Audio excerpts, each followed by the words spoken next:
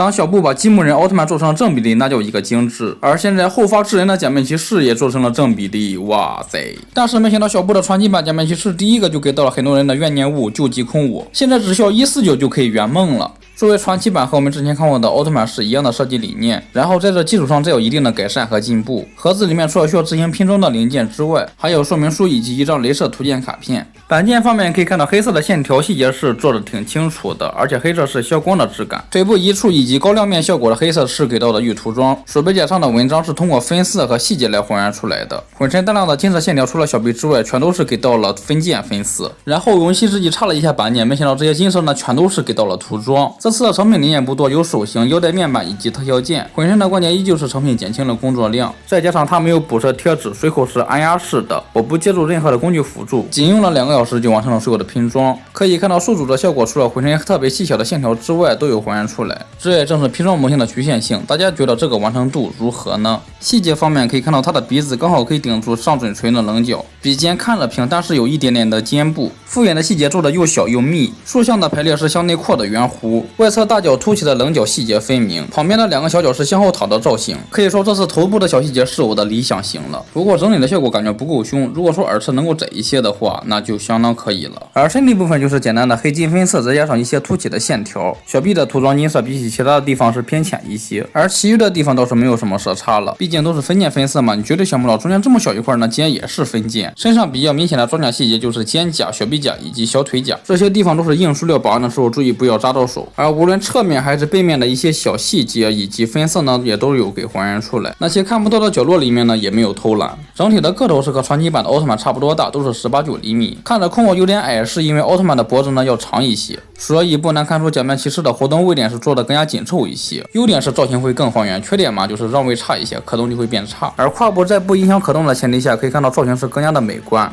而且分件之间的缝隙也没有那么大了，模具的精度也有所提升，可以看到 X 还是有些地方合不拢，而这次空我的零件接缝可以看到那叫一个紧凑，唯一一处有缝隙的地方就是我的左小腿，可以看到有一点缝隙会回弹，并不是插不到底，用胶水蘸一下就行了。而且比起奥特曼这次给到了大量的预涂装，肯定就有人担心水口的问题，这个可以放心，都集中在了后面，正面只有一处比较明显，位置在它的右手腕上。少色的话，虽然是腰带上的黑色线条没有给涂出来，还要细节刻画的够清楚，直接深线就行了。而这些黑色凸起的线条皮套是偏灰一些，但这些线条又细又复杂，还会出没在各种角落处，所以拼装模型给它分件或涂装还原都不现实。追求还原度的话，我建议在你拼装之前呢就把它给涂出来，反正都是一些凸起的线条，难度并不大。不过也正是因为在棱角上，所以说你把玩的时候容易把它刮蹭掉，记得喷一下保护漆。可动方面低头幅度很小，抬头还可以，整动的话没问题。胳膊的平台可以达到100度，肩膀可以大风车，微拉幅度还可以，底下有防穿帮。大臂根可以平转，胳膊的曲轴幅度是100度左右，手腕可以轻微的摆动和旋转。胸胯部各有一段拉伸，可以增强躯干部分的可动幅度。胯部有下拉关节，车踢幅度是90度左右，